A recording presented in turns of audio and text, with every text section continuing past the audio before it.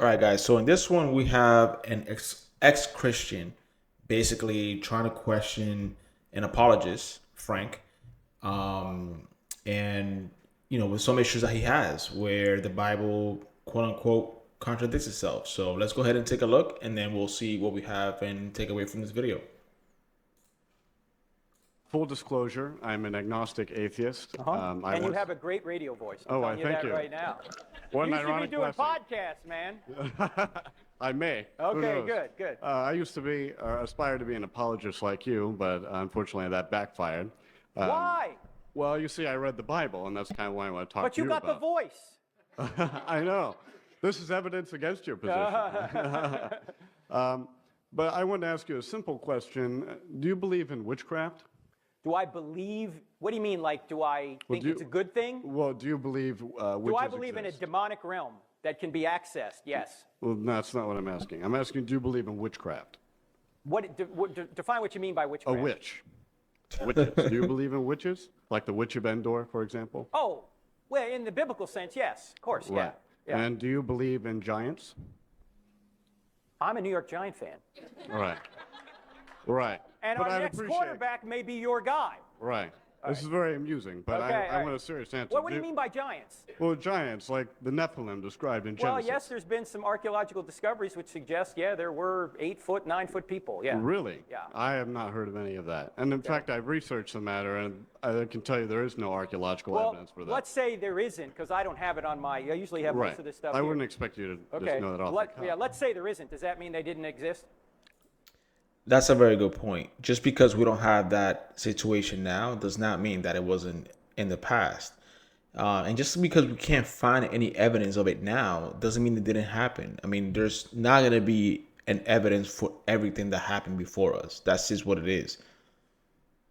Well, but there's no evidence for them? Yeah. Well, there's no good reason to believe there are, but you do.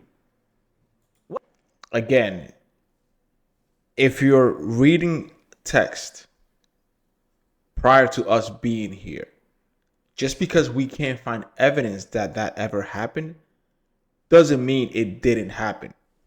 It just means that we can't find evidence that it did happen. Again, it's up to you if you want to believe it or not, but you can't say that it never happened just because we have no evidence that it ever did happen. Well, they could exist. See, absence of evidence is not evidence of absence. Right, but if you don't have any evidence, you probably shouldn't believe it. Unless Jesus believed it and Jesus rose from the dead. And I just have a personal policy. If somebody rises from the dead, I just believe whatever the guy says. Does it logically follow that raising from the dead makes everything you say true? If Jesus claimed to be God and proved to be God, and God is the standard of truth, yes, it does. How does that prove being God? How does it prove being God that Jesus rose For from the dead? example, if I stood here, claimed I was God, died tomorrow, and was risen 3 days later, I would probably believe that you're the next Jesus if you do that. does that make me God? Does that prove my claims? Well, if you had predicted it long in advance, if you were sinless, if you did 35 other miracles over 3 years, and then you did that, yeah.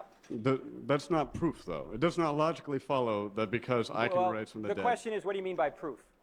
Well, it doesn't conclusively demonstrate that I am God. Well, what would it demonstrate? Well, it would demonstrate that I have supernatural abilities, just like the demons and angels described in the Bible. Yeah, but you. So, to that perspective, if he's not willing to take that as being God, then my question to him would be, what miracle would you have to perform in order for you to believe that you're God? If resurrecting from the dead and performing miracles it's not a big deal. But you see, Jesus also claimed to be God. He claimed to be the great I am of Exodus 3:14.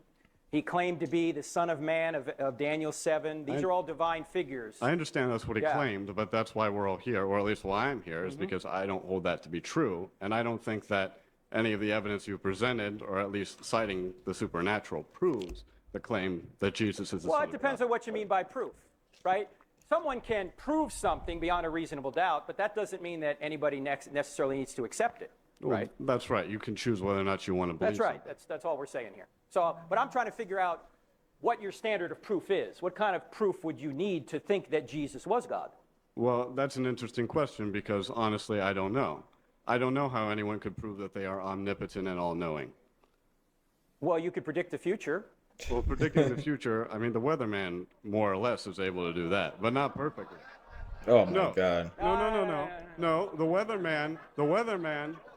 Hey, okay, the weatherman has he has a degree in meteorology. Okay. But none of the biblical prophecies, like for example, Jesus prophesied that the generation would pass away before they saw these wonders, where the moon would turn to blood and stars would fall out of the sky.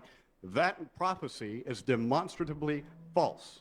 Okay, hold on, Tony. Don't get a little too strident here, because that's not demonstrably false, because what Jesus is quoting in Matthew chapter 24 is Isaiah chapter 13, when Babylon was overthrown back in about 511 or 516 BC. And this is apocalyptic language to talk about a terrible time. He doesn't literally mean that the sun is going to go black and the moon's going to turn to blood and the stars are going to fall from the sky. That's apocalyptic prophecy language to talk about it being a terrible time. And it was a terrible time in 70 AD. Jesus said that in 30 AD. It happened in 70 AD. That's a generation. That's when those things occurred. Jesus described that as being the second coming or the establishment of his kingdom on earth is when that happened. Jesus said to Caiaphas, "You will see the Son of Man coming with power on the clouds." And what he meant was that the judgment on Israel was coming for them crucifying him. And that's what happened in 70 AD. He didn't mean the end of the world, although some Christians will say there's a dual prophecy there. There's always a short term and then there's a long term. The short term was 70 AD. The long term is still yet to come. That's the way prophecy works in the Bible. So whenever the prophecy doesn't come true, it's a metaphor, is how I understand this. No, it did come true in 70 AD, but there's a further prophecy later. Same thing is true with Isaiah 7:14 with the virgin birth. There was a birth of Isaiah's son, and then there's a future birth coming down the road later. Then you go to Isaiah 9:6, it says, "The child will be born who will be called God." And then Isaiah 53 talks about the suffering servant is God. And after the suffering servant dies, he will see the light of life, a reference to the resurrection, which is then seen 700 years later. Jesus, once again, we're in a vicious circle here. Jesus claimed that he satisfied that prophecy, but also you have the prophecy that I believe he would be a Nazarite or a Nazarene, but Nazareth and Nazarene I don't believe are the same thing. I forget which passage it is in Matthew, but I saw that the closest in my cross-reference, because I have a Bible. Matthew chapter 2, I think. Right. Yeah. And it says that he was born, don't quote me, but as a Nazarene, as it was prophesied. But there is no Right, prophecy there's no of Old that. Testament prophecy. What he's doing is and I haven't studied that passage directly myself, but my co-author has, Dr. Norman Geisler, in his book, The Big Book of Bible Difficulties, he deals with that, so I'd have to go back and read what he says there. But I remember him saying something like what he's talking about there is he is pulling together a bunch of references in the Old Testament to say he will be a Nazarene. Right. Well, I have to respect the time of the Okay, other well, thank people. you, Tony. So, If but thank Christian- you. Tony, why are you not a Christian?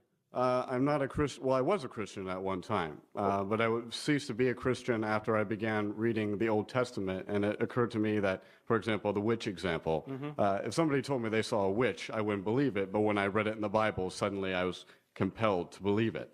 And So if Christianity were true, would you become a Christian? well, yes, of course I would. Okay, so let's suppose that the Bible has errors in it, and the witch of Endor didn't happen, but Jesus rose from the dead. Would you be a Christian? No, I wouldn't, because the only way. So basically, he needs everything in the Bible to be 100% accurate in order for him to be a Christian. But the biggest thing of the resurrection, he wouldn't care for it if one other thing is not aligning with the rest of the text. The way I know about the resurrection of Jesus is through the Bible. Well, no, not necessarily true. There wouldn't even be a New Testament if Jesus hadn't risen from the dead. And there wouldn't even be a church unless the resurrection occurred. Did I misunderstand your question? Did you say if Jesus was not risen, but the Bible wasn't? No. Jesus had risen from the dead, but you can't bring yourself to believe everything in the Old Testament. You can be a Christian and think some things in the Old Testament didn't happen. You can still be a Christian and do that. I think when you're doing that, you're disagreeing with Jesus, which is never wise. But you can do that. Yes. So just leave that option open if you would. Thanks. All right, thank you. All right. So what did you guys think about those type of questions? I think he was an intelligent young man, but again, like any critic, right? you're gonna ask these type of questions, and unless everything in the Bible is true, then you're gonna go ahead and dismiss the entire thing. That's how I used to be. I used to basically have a stupid argument, basically saying, "Hey, listen, I can't believe in this thing because it was written by man." Well, guess what? Guess what? Show me a book that was not written by man. There isn't one. So I don't know. Let me know what you guys think in the comments. So it's always interesting down there. Again, we're on the road to 1,000 subscribers, so let's make sure we make that happen. And I'll see you guys in the next one.